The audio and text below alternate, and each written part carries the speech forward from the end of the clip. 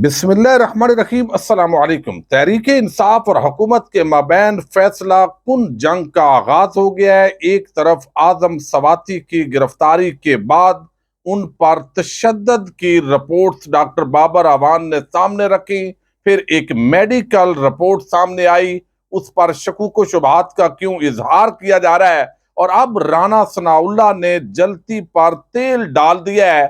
Long मार्च से पहले इमरान खान और तहरीक इंसाफ की आला क़यादत की गिरफ्तारी का एक बड़ा मंसूबा सामने आया है। इसकी तफसील आपके सामने रखनी है। और पंजाब हुकूमत गिराने के अंदर नाकामी के बाद अब खैबर पख्तूनख्वा के अंदर भी गवर्नर राज लगाने की ना सिर्फ धमकी दी गई है, बल्कि इस पर काम का भी आगाज कर दिया गया है। बहुत बड़ी डेवलपमेंट्स है। अगले 3-4 रोज पाकिस्तान की सियासत के अंदर इंतहाई अहमियत के अमल हैं। कुछ आम फैक्ट्स और खबरें आपके सामने रखनी है। उम्मीद करूंगा कि आप समाअत करने के बाद हमेशा की तरह अपने कीमती फीडबैक से जरूर आगाह करेंगे।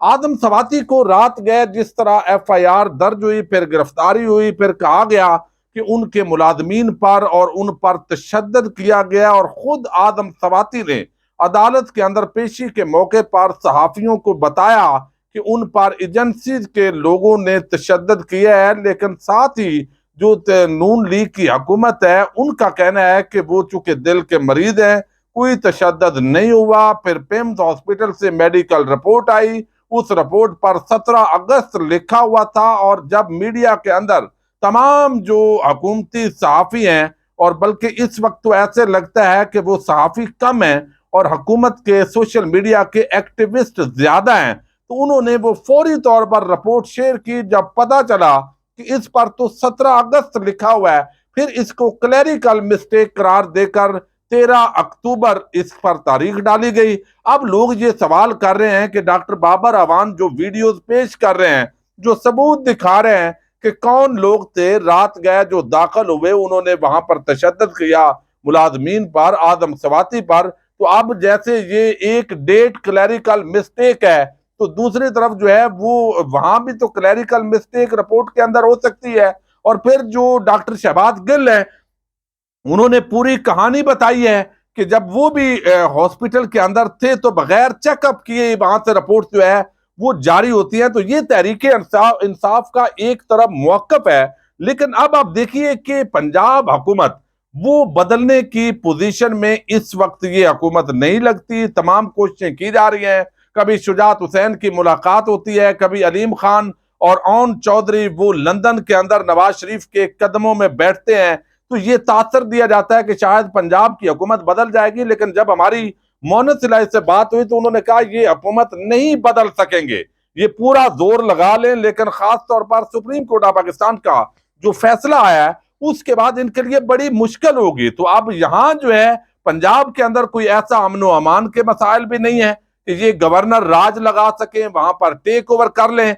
लेकिन दूसरी तरफ खैबर पख्तूनख्वा के अंदर अब इस तरह का एक माहौल जो है वो बनाया जा रहा है ताकि कहा जाए बदअमनी है, दहशतगर्दी बढ़ रही है, सवात के लोग सड़कों पर हैं। मुराद सईद जो है पिछले चंद महीनों से दुआइयां दे रहा है, चीखो पुकार कर रहा है।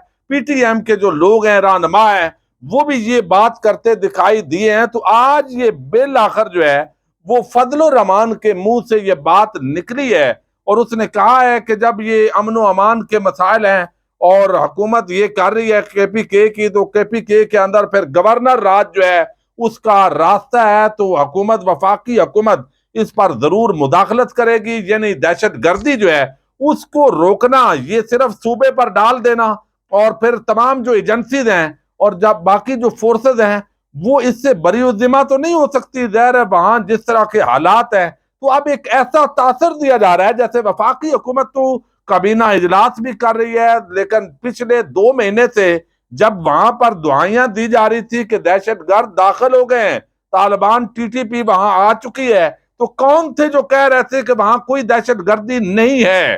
तो फिर उन्हीं वही जिम्मेदार हैं वहां पर अमन अमान कायम करने के। तो इन हालात का फायदा उठाना कि तहरीक इंसाफ के लिए अब ये PTI के लोग समझते हैं कि एक ऐसा माहौल हो जहां पर वो इलेक्शन कंपेन भी ना कर सकें, तो फिर इसको जवाब बनाकर गवर्नर पंजाब, गवर्नर राज लगाने की ये धमकी दी गई है। लेकिन आदम सवाती पर तशद्दुद और ये सारी सूरत हाल पर इमरान खान गुस्से में थे। उन्होंने इज़हार ख्याल भी आज किया मैदान के अंदर कि कोई ये समझता है कि जबरदस्ती ये गिरफ्तारियों के जरिए, तशद्दुद के जरिए आप इज्जत करवा सकते हैं, तो कोई इदारा भी इस तरह इज्जत नहीं करवा सकता।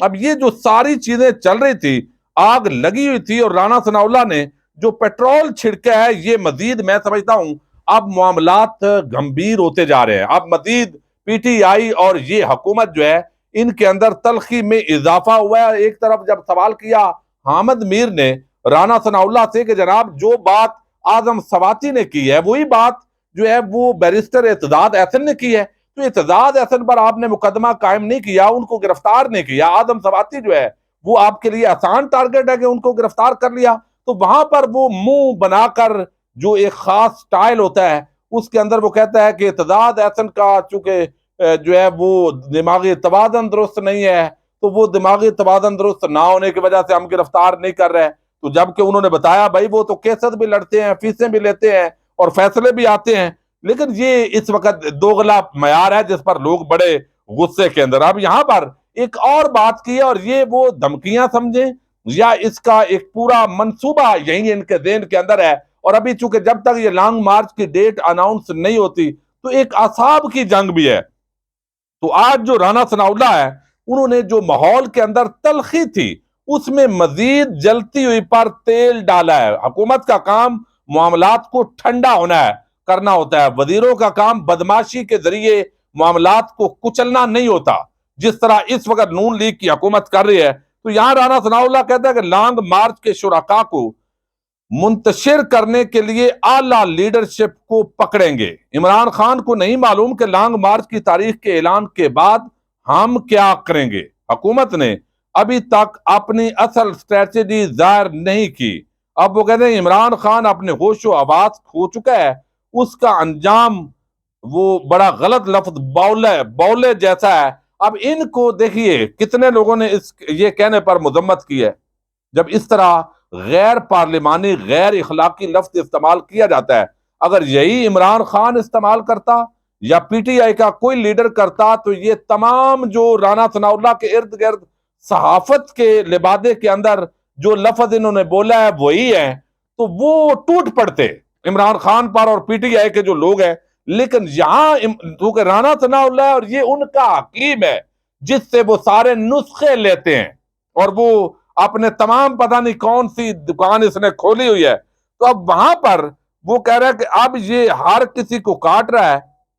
जिस इलेक्शन में इसने 1.5 करोड़ और दूसरी जमातों ने 2 करोड़ से ज्यादा वोट लिए हैं, ये इन जमातों को चोर डाकू कह रहा है और मैं इनको छोड़ूंगा नहीं, ये कैसे मुमकिन है? अगर मैं इस तरह की सूरत हाल बनाऊंगा तो इसका मतलब है मैं खुद ही अपने आप को खराब करूंगा। आगे वो कहते हैं कि इमरान खान एनआरओ देने वाली एस्टेब्लिशमेंट को करार दे रहा है, तो इससे बंदा पूछे कि तुमने झूठे केसेस किस तरह डाले थे। अपना हिरवन केस भी उसने इमरान खान पर डाला है, उस ब्रिगेडियर पर क्यों नहीं डाला जिसने प्रेस कॉन्फ्रेंस की थी? वो भी जरा जुर्रत करनी चाहिए राणा साहब को, क्योंकि एएनएफ जो है उसको डील करती है, हमारा जो आम इदारा है वो डील करता है, तो उसके जरा शख्सियात का नाम जिम्मेदारान का वो लेने के बजाय आप इमरान खान पर वो 15 किलो हिरवन भी डाल दी है। इतने वो कहते हैं कि अब आजम सवाती ने ये ट्वीट्स की और फिर हमें जो है वो इमरान खान, ये ट्वीट्स बड़े सख्त हैं, इसकी गिरफ्तारी हुई इमरान खान पर जितने केसेस हैं इन केसेस में वो जमानतों पर है। दूसरा काला कानून है कि इसको गिरफ्तार करें और 90 दिन या साल भर इसको जेल में रखें, हमने वो भी नहीं किया। अगर ये इस्लामाबाद का गिरोह करने आते हैं तो आला लीडरशिप को गिरफ्तार करेंगे और फिर जो है वो इमरान खान को भी हमें गिरफ्तार करना पड़ेगा, हम इसको उल्टा लटकाएंगे।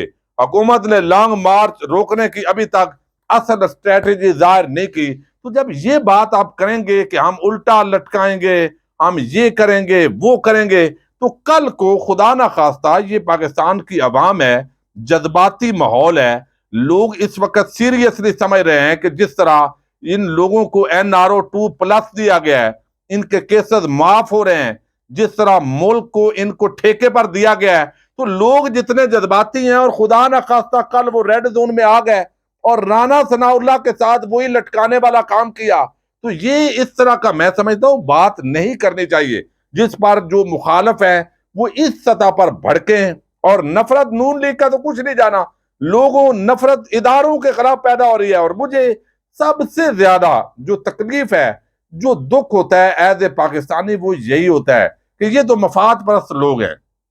ये जो नून लीग है, पीपल्स पार्टी है, एएनपी है, ये फजल रहमान है, ये तो आपने हिस्से की वसूली कर रहे हैं, कल को इधर इधर हो जाना है। लेकिन अवाम अगर इदारों पर, जिन पर हमें नाद है, फख्र है, जो हमारे फौज के जवान हर जगह पाकिस्तान की सालमियत की जंग लड़ रहे हैं, अगर ये लोग बदएतमादी का शिकार होते हैं तो ये मुल्क और रियासत का नुकसान है।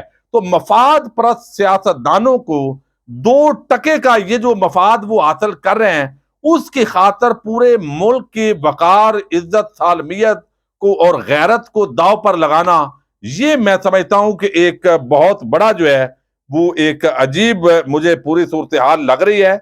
लेकिन इस पूरी सूरत हाल के अंदर भी ये देखने की जरूरत है कि ये जो मजीद गिरफ्तारी और ये धमकियां और ये मंसूबे ये बताए जा रहे हैं, कंटेनर पहले इस्लामाबाद में लगे हुए हैं, तो हालात के अंदर मजीद तलखी पैदा हो रही है। इसमें बेहतरी के लिए किसी ना किसी को किरदार अदा करना होगा। इजाजत दीजिएगा, अल्लाह हाफिज।